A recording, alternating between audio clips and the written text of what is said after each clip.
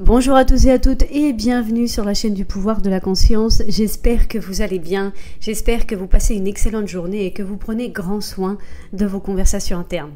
Aujourd'hui, je vous présente un petit podcast assez rapide et j'aimerais vous parler des peurs et des doutes lorsque l'on manifeste. On m'a déjà demandé plusieurs fois, donc qu'est-ce que je peux faire avec les doutes ou avec les peurs ou avec l'anxiété, etc. Les doutes et les peurs en général, elles sont présentes lorsque l'on veut manifester quelque chose, surtout au départ.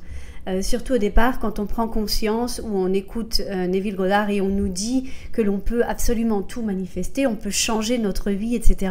Et d'un seul coup, on a des peurs, on a des doutes. Eh bien, c'est quelque chose de naturel et de normal. On est en train de sortir de notre zone de confort et on sait très bien que quand on sort de la zone de confort, il y a toujours cette petite bataille interne. Donc moi, je vous dirais que c'est quelque chose de normal, mais ce n'est pas quelque chose que l'on doit normaliser. Okay. Alors, je sais, je me contredis un peu là, mais non, je veux dire que dans le sens que c'est normal que ça arrive, mais il serait bon de ne pas faire cette chose de quelque chose de normal et d'incontrôlable surtout.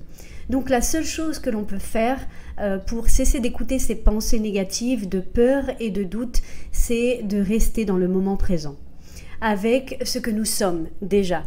Alors, pas spécialement d'éliminer toutes les pensées négatives, parce que ça, on sait que c'est vraiment pas possible, parce que nous sommes un paquet de pensées toute la journée, etc. Mais il y a bien une différence entre une pensée négative comme ça qui passe et que on ne sent pas, et une pensée négative qui est de peur, de doute et qui a une vibration dans notre corps émotionnel, dans nos sentiments, etc. Donc, pour faire face, entre guillemets, à cette peur, à ces doutes, c'est rester dans le présent. C'est-à-dire, c'est comme si un peu le doute, on regardait devant nous, et le doute et la peur, c'est elle essayait de nous tourner, de nous tourner la vue et de regarder autre part, qui n'est pas notre objectif. Donc nous, notre travail, c'est tranquillement essayer de toujours être concentré sur notre objectif, donc de tourner la tête, par exemple. Donc ce serait un peu une analogie, non ? Donc lorsque par exemple votre esprit commence à vous dire non, tu ne vas pas y arriver, c'est pas possible, etc. Ramenez votre esprit au présent en affirmant ce que vous savez déjà être. Alors moi je vous dirais aussi, avant d'affirmer, calmez-vous, revenez et prenez 2 ou 3 petites secondes pour vous concentrer, okay, sur ce que vous allez dire. C'est pas spécialement de dire non, je suis ça, et pas vous battre avec vos pensées, mais c'est vraiment rediriger vos pensées, d'accord ? Donc ramenez-le au présent en affirmant ce que vous savez déjà que vous êtes. Donc par exemple, on va prendre un exemple après, ce que vous êtes, ce que vous avez, etc. si c'est un désir d'un bien matériel. Il n'y a pas d'autre chemin que de rester dans le présent. Chaque fois que votre esprit s'égare dans les pensées de doute ou que la réalité vous fait douter ou vous fait peur, parce que ça arrive aussi, la seule chose que vous pouvez faire, c'est de vous calmer, de rester immobile, de rester en paix, de rester stoïque et de laisser passer ces pensées négatives et les émotions qui les accompagnent, pas les étouffer. On n'est pas en train de dire d'étouffer quoi que ce soit, parce que ça peut être encore pire. On est en train de dire de les laisser passer. Okay, c'est-à-dire vous observez votre pensée, vous laissez passer l'émotion parce qu'elle doit sortir l'émotion et vous revenez au présent, vous vous calmez, vous respirez. Rester dans le présent, c'est vraiment embrasser ce que vous avez déjà décidé d'être. Okay, c'est vraiment embrasser, prendre, comment on peut dire, vraiment être dans la conscience de ce que vous êtes déjà ou de ce que vous avez déclaré être.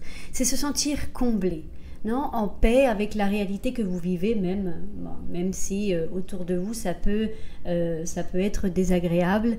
On reste immobile. Vous vous souvenez de Simon Pierre ? Ouais, c'est ça. C'est être dans le monde sans être le monde.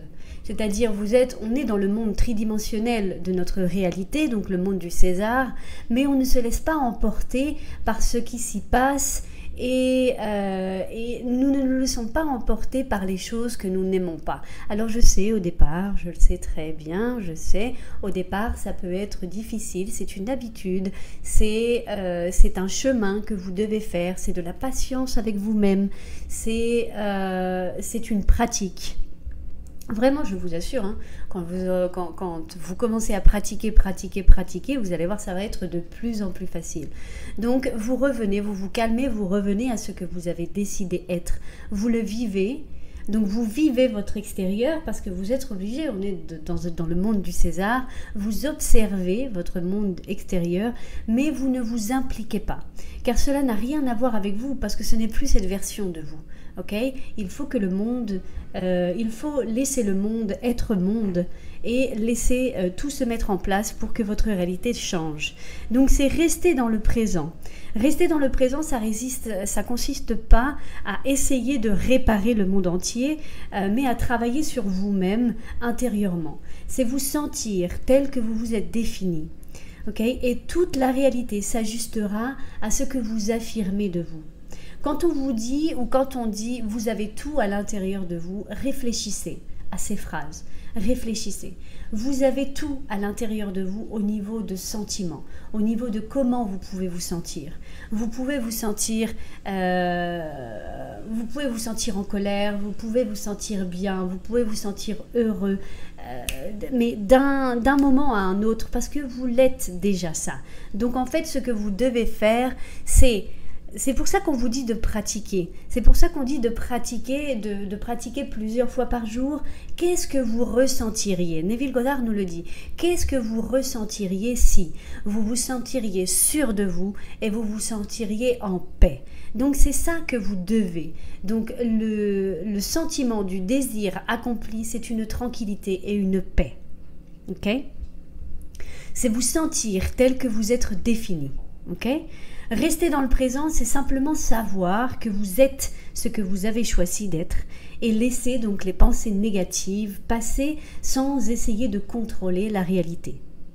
Donc il faut cesser de vouloir être Dieu à l'extérieur. Nous sommes Dieu à l'intérieur de nous-mêmes, pas à l'extérieur. Lorsque quelque chose se produit à l'extérieur et que ça ne vous plaît pas, ne vous battez pas. Ne discutez pas, ne faites pas d'argumentation parce que vous êtes en train de vous accrocher à cette réalité que vous ne voulez plus. Restez en paix avec ce que vous savez être. Laissez le monde être le monde et se transformer en son temps. Ce qui importe ici, c'est ce que vous vous dites à l'intérieur et ce que vous ressentez. Donc la sécurité et la tranquillité, la paix. Ce que vous vous dites et ce que vous ressentez à l'intérieur, vos nouvelles conversations internes. Ce qui se passe dans le monde du César n'est pas votre problème. Si cela vous plaît, profitez-en. Profitez bien sûr. Si cela ne vous plaît pas, détournez votre attention. On vous est dit dans la Bible, vous savez, dans le poste des disciples, je vous ai donné ma compréhension de donner l'autre joue, c'est de retirer votre attention. Donc, détournez votre attention car les choses meurent par manque d'attention. Donc supposons par exemple que j'ai choisi d'être aimé. Je suis aimé, je me sens aimé, je suis profondément aimé.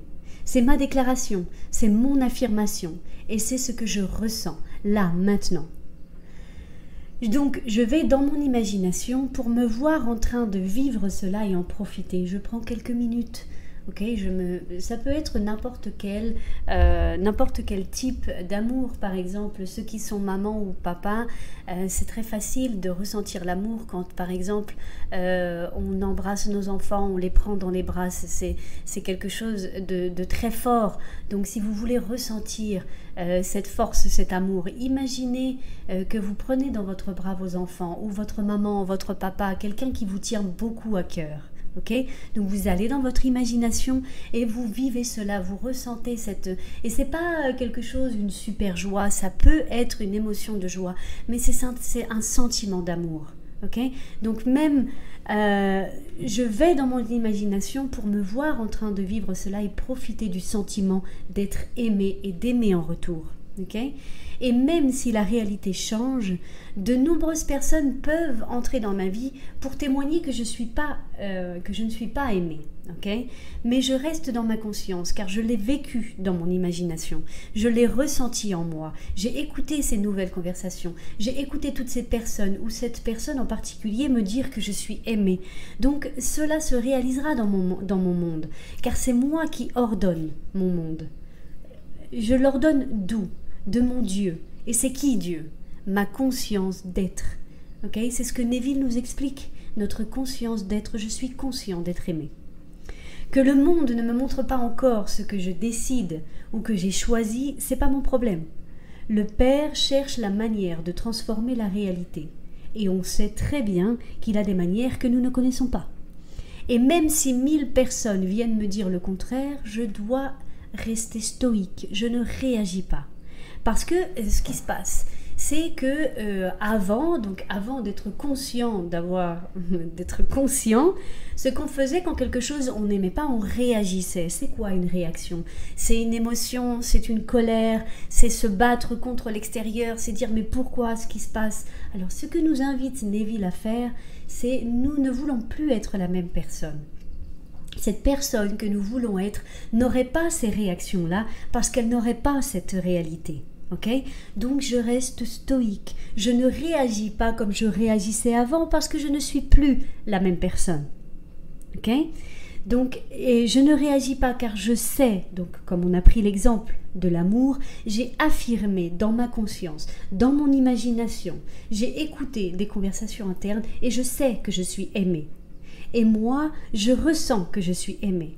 Donc chaque fois que vous avez un doute, une pensée négative, des peurs, etc., des réactions, la seule façon est de revenir à vous à chaque fois.